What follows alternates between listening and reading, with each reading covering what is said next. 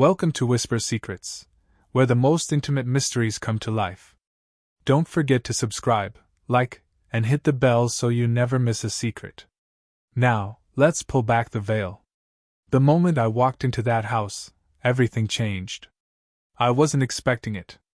I never thought I'd be standing here, in the middle of a broken home, watching everything I'd worked for unravel before my eyes. But it wasn't just the shock of finding her there with him. It was the realization that my entire life had been a lie. Sarah, my wife, had been my partner for 7 years. I thought we had everything: trust, love, respect. We had built a life together. But what I saw that night shattered all of that. I was supposed to be working late, catching up on a few things at the office. But when I came home early, the first thing I noticed was the car parked in the driveway that wasn't mine. And the second thing was the noise. It wasn't loud at first, just a faint murmur coming from the bedroom. But the closer I got, the clearer it became. The door was cracked open. I don't know why I looked, but I did. What I saw inside made my heart stop. Sarah, in the bed I had slept in for years, tangled in the sheets with him. The man I thought of as a friend. Her brother. Jake. I couldn't move. My legs felt like they were frozen in place. Everything I thought I knew, everything I had believed about my life, about my marriage, was suddenly meaningless.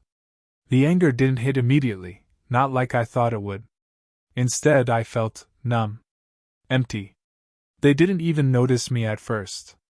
They were too wrapped up in their own little world to see me standing there, my heart breaking in real time. But then, Sarah's eyes met mine. And everything about her shifted. Her face went pale, her body stiffened, and the panic in her eyes was unmistakable. "James," she said, her voice trembling. "I can explain." But I didn't want to hear it. I didn't care. The words she was about to say would mean nothing.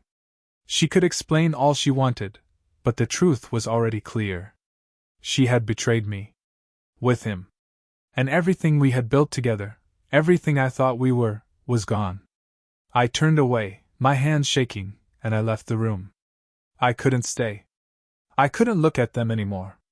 The image of her in bed with Jake was burned into my mind, a scar that would never heal. I didn't say anything for the rest of the night. I just stayed in my office, pretending like everything was normal, pretending like I wasn't falling apart inside. But I knew what I had to do. Sarah thought she could get away with it.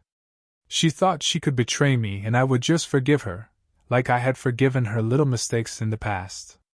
She was wrong. The next morning, I took the first step. I filed for divorce. I had already made the decision in my mind.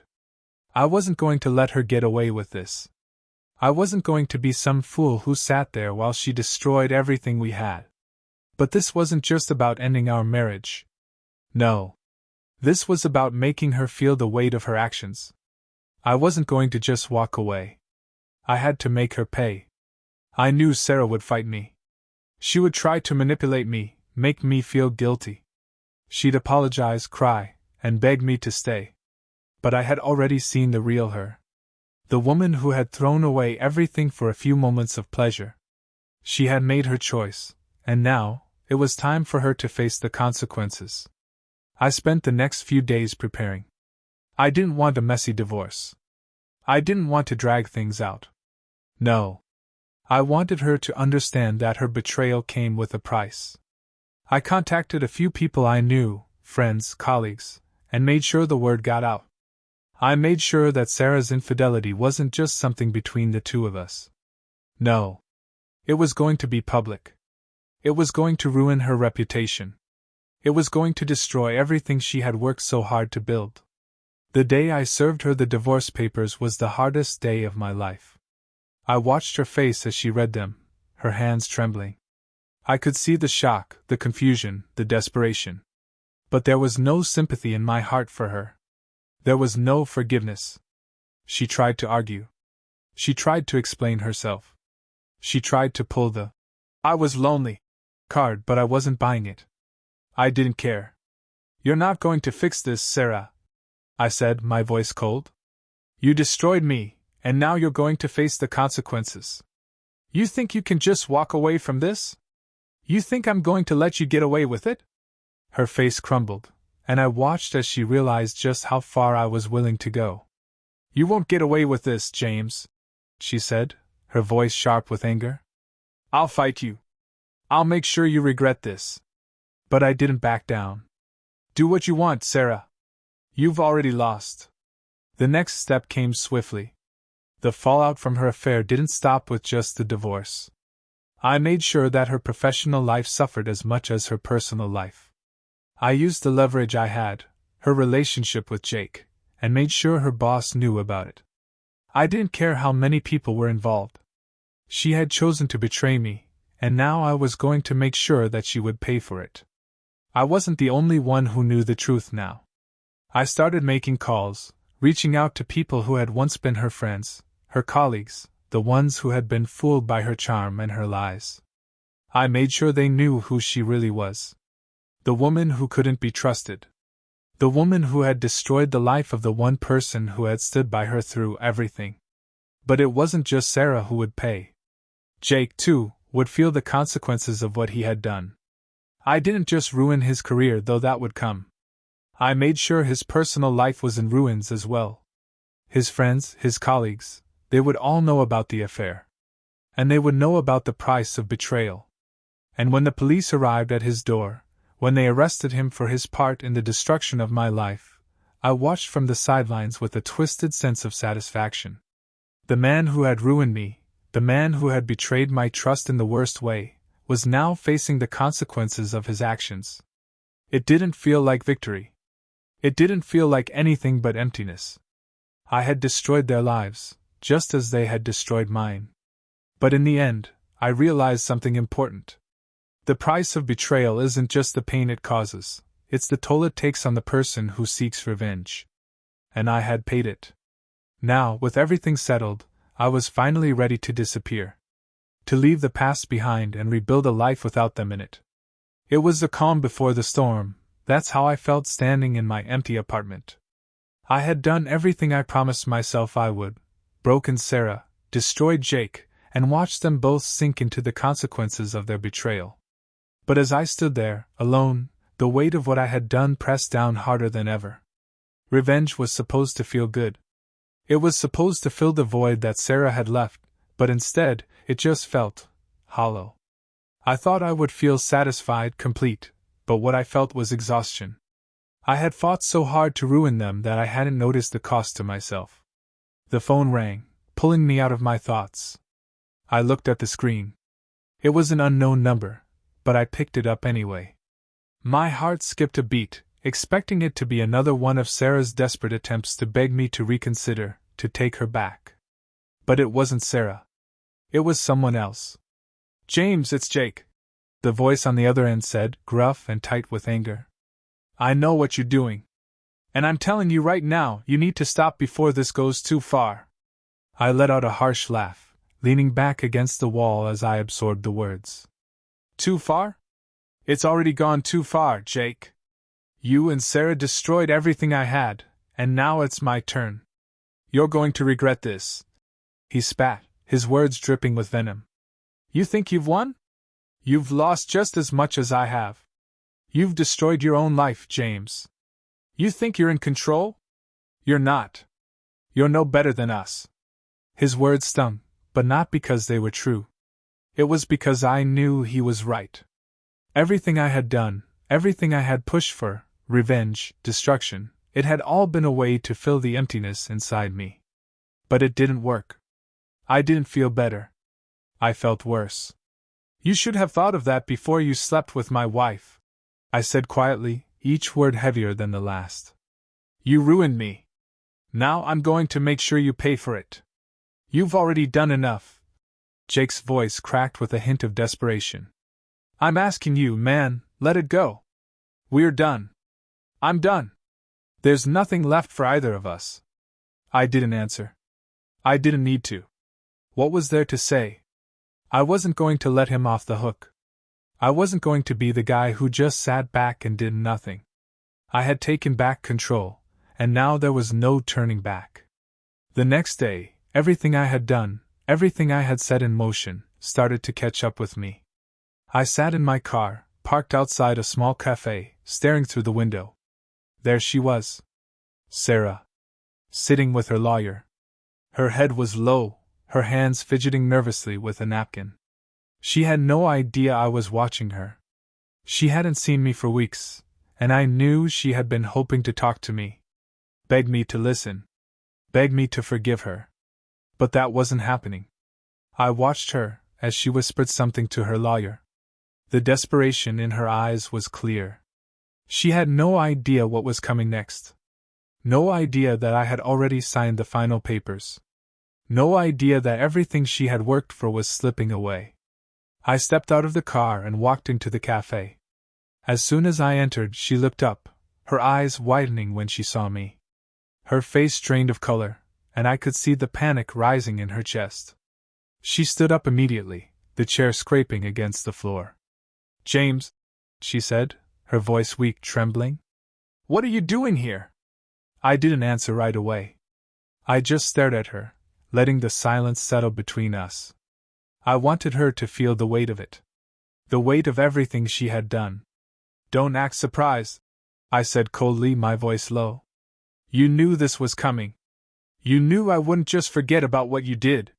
She opened her mouth to say something, but I cut her off. "Everything is already falling apart for you, Sarah," I said, my eyes hard. "Your career.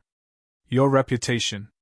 You thought you could walk away from this, but you're going to feel every bit of it. You're going to pay for what you did. You think it's over, but it's just beginning." Her lips quivered as she tried to respond, but I wasn't interested in her excuses anymore. I had already made my move, and now she would live with the consequences. "You've lost everything," I said quietly, turning away. "You're done." I walked out of the cafe, leaving her standing there, unable to say anything. She had nothing left to say. Nothing left to do. She had destroyed us both, and now, I was the one in control. A few days later, the knock on the door came. I wasn't expecting it, but I knew exactly who it was. The police. They stood there, outside my apartment, eyes hard, official. They didn't need to say much before I knew what was coming. They had come for me. "James King?" one of the officers asked, his voice calm but firm. "You're under investigation for harassment, defamation, and causing emotional distress." I didn't say anything. I didn't have to. Everything I had done had consequences, and now they were catching up to me. They had every right to arrest me, to put me through the same pain I had put Sarah and Jake through. But I wasn't afraid. Not anymore. "I've been expecting you," I said, my voice steady. "I've done everything I've done because I wanted them to understand what they took from me. Now it's your turn." They didn't arrest me that day. But the charges were there, hanging over me like a guillotine ready to fall. I knew it wouldn't be long before I would have to face the consequences of my revenge. But I wasn't sorry. Not yet. I had done what I had to do. And as I sat there, staring at the legal documents that had been handed to me, I realized something. The man who had walked into that cafe weeks ago, the man who had been destroyed by betrayal, he was gone. In his place was someone else. Someone who had taken back control. Someone who had made sure they felt every ounce of the pain they had caused him. It wasn't about forgiveness. It wasn't about redemption. It was about taking back what they had stolen from me. And I wasn't done yet. I had taken the first steps. I had served Sarah with the divorce papers, and I had already begun to tear her life apart. Jake, her partner in crime, was already feeling the consequences of his actions. I didn't care about their apologies or their pleas for forgiveness. This wasn't about reconciliation. This was about justice. About making them feel the weight of their betrayal. But as the days passed, I began to wonder if I had truly thought this through. Was revenge enough? Was this really the kind of closure I needed, or was I just digging myself deeper into a hole I couldn't escape? I had started with Jake, ruining his reputation at work, making sure he faced the consequences of his actions. Watching his career fall apart felt satisfying, but the deeper I got into it, the more I realized I wasn't just punishing him for what he had done to me. I was punishing myself, too. The rage, the anger, it consumed me. But now that I had made my move, I realized I had become just as lost as Sarah had been when she made her decision. The difference was, I had chosen this path. And now, there was no turning back. A few days after my confrontation with Jake, I received a call that set the final piece of my revenge into motion. It was from Sarah's lawyer, a man whose name I had come to know well over the past week. "Mr. King, I have to inform you that my client, Sarah, is taking legal action against you for defamation and emotional distress. We have substantial evidence regarding the damage you've caused to her reputation, and we intend to pursue a lawsuit unless you settle out of court." The words were cold, calculated. But they didn't affect me the way I thought they would. If anything, they fueled my determination. Sarah was trying to turn the tables, make herself the victim. She thought she could control this situation, that she could use the law to protect herself from the consequences of her actions. But she was wrong. She had already lost. I wasn't going to settle. I wasn't going to let her off the hook. Not after everything she had done. I hung up the phone and sat there for a moment, letting the silence fill the room. My hands were clenched at my sides. My body was tense, a storm of emotions swirling inside me.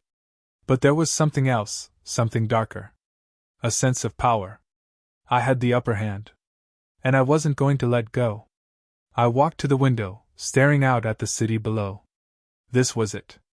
The final act. If she thought she could escape the consequences of what she had done to me, she was gravely mistaken. The next day, I took a different approach. I knew Sarah's weakness. It wasn't just her career or her reputation, it was her friends. Her colleagues. People who had once trusted her, who had believed in her. It was time to make them see her for who she really was. I called a few of her closest friends, people she had confided in over the years. I didn't need to tell them everything, just enough to plant the seed of doubt. Enough to make them question everything she had ever told them. I didn't care about their loyalty to her. I cared about making sure she felt the consequences of her choices. I started with Amy, a friend Sarah had known since college. She had always been the one who listened to Sarah's complaints about our marriage. It didn't take long for her to believe what I told her. A few quiet words, a few details about Sarah's affair, and she was on my side. Amy didn't know the full story, but she didn't need to. The seeds were planted. The rest followed. One by one, Sarah's closest friends started questioning her. She hadn't seen it coming, and I could see the shock in her eyes the next time we spoke. A week later, Sarah showed up at my apartment. She was pale, her eyes filled with desperation. She had lost the support of her friends, the people who had once stood by her. Her career was crumbling, her reputation tarnished beyond repair.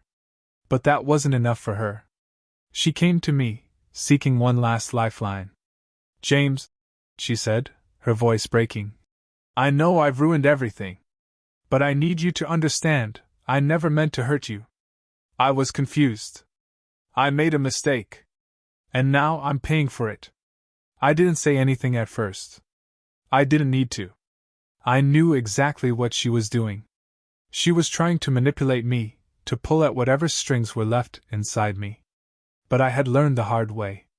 There was nothing left to save. Nothing left to rebuild. "You're right," I said quietly, my voice steady. "You made a mistake. But that mistake cost me everything. And now, you'll face the consequences." She reached out for my hand, but I pulled away. I wasn't going to let her use me again. Not now. Not ever.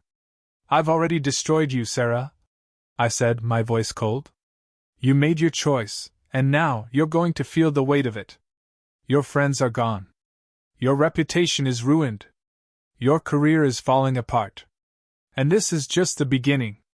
Her face went pale, her eyes wide with disbelief. "Please, James," she whispered, her voice full of pleading. "Please don't do this. I'm sorry. I'm sorry for everything." I didn't reply. I didn't need to. The next few days were a whirlwind. The rumors about Sarah's affair continued to spread, and her life slowly unraveled. She tried to fight back, of course. She contacted lawyers, tried to get the divorce overturned. But it was too late. I had already set the wheels in motion. The damage had been done. And as for Jake, his life wasn't much better. His friends stopped returning his calls. His colleagues started distancing themselves from him. The professional consequences of his actions were just as bad as the personal ones. I made sure of it. A week later, I received a call from Sarah's lawyer again. Mr. King, I regret to inform you that Sarah is considering further legal action. She's prepared to accuse you of harassment, and will be seeking a restraining order. I couldn't help but laugh. They were still trying. Still thinking they could control the situation. But this time, I wasn't intimidated. This wasn't about Sarah anymore. This was about me. And I wasn't going to let her manipulate me into feeling guilty. I called my lawyer and asked him to prepare for the fight ahead. I wasn't backing down. I had already taken everything from Sarah and Jake. Their lives were destroyed, and they wouldn't get any sympathy from me. But as I prepared for the next steps, something inside me stirred. I realized that I had gone too far. Revenge had consumed me, and now I was trapped in the same cycle of pain and anger that they had created. Was it worth it? The days that followed my final confrontation with Sarah were some of the darkest I had ever known. The anger that had been burning inside me, the need for retribution, still hung like a weight around my neck. But there was something else now. Something darker, something I hadn't anticipated: regret. I had won. Or at least, that's what I told myself. Jake and Sarah's lives were in ruins. Their careers, everything they had built together, was destroyed. The whispers about their affair had spread like wildfire, and nothing would ever be the same for either of them. But as I sat in my apartment, watching the city lights flicker outside my window, I couldn't shake the feeling that something was missing. I had expected peace, satisfaction. But instead, there was an empty pit in my chest, a hollow space where my victory should have been. All I had wanted was to make them feel the pain they had caused me, to make them understand what it was like to lose everything. But now that it was done, now that I had exacted my revenge, I was left with nothing. It was late one night when I got the call. I had been sitting on the couch, alone, nursing a glass of whiskey, when my phone rang. I wasn't expecting anyone. My first thought was that it might be one of Sarah's or Jake's lawyers again, fighting back, trying to save what little they had left. But when I looked at the screen, my blood ran cold. It was Sarah. I almost didn't pick it up. After everything, after all I had done to her and Jake, what could she possibly have to say? But there was something in my gut, some twisted curiosity, that made me press the button and answer the call. James. Her voice was shaky, fragile. I hadn't heard it like that before. I need you to listen to me. I didn't say anything at first. I just waited, letting the silence stretch between us, knowing she was still trying to figure out what to say. What did she want? What could she possibly think I still cared about? I know you think I deserve everything that's happening to me, she continued, her voice full of defeat. I know I destroyed everything. But I'm begging you, please, this is killing me. I've lost my career, my friends. I don't know how to fix it. I don't know how to go on. I took a deep breath, holding the phone away from my ear for a moment as the words sank in. The selfishness of her plea hit me like a punch to the stomach. She was still talking about herself. Still thinking about how everything that happened was about her. And that's when it hit me. I had won. I had made sure she understood the full consequences of what she did. I had torn apart her life, her career, everything she had once held dear. But even now, as she was pleading with me, she hadn't changed. She was still the same selfish, self-centered woman who had broken me in the first place.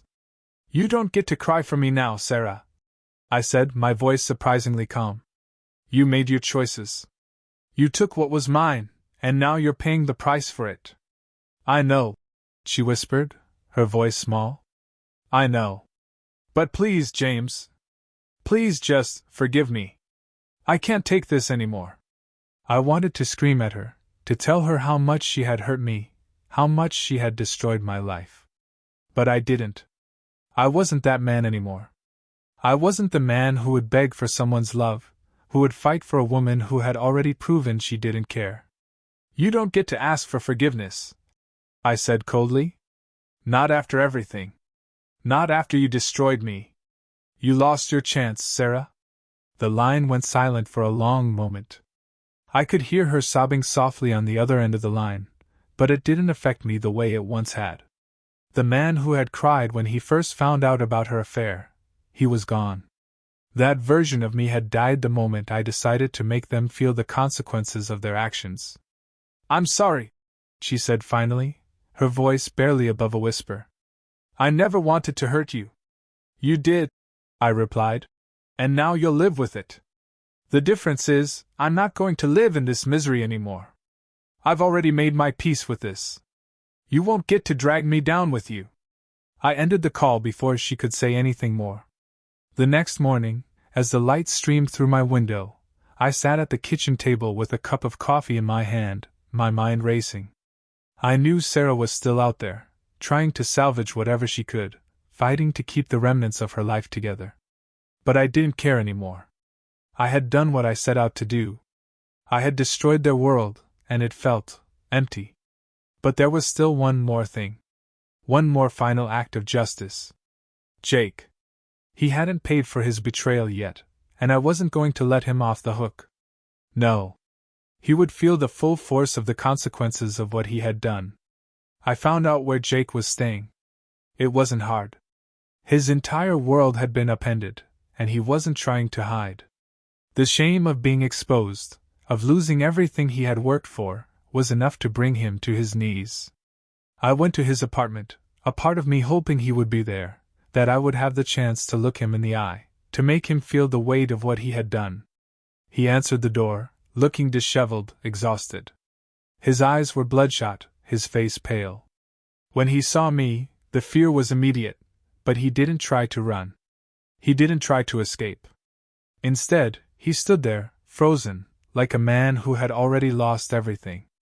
I know what you've done, Jake, I said, my voice calm but steady. I know about the affair. I know what you've taken from me. He didn't say anything, just stood there, his hands shaking. I've already destroyed you, I continued. But I'm not done yet.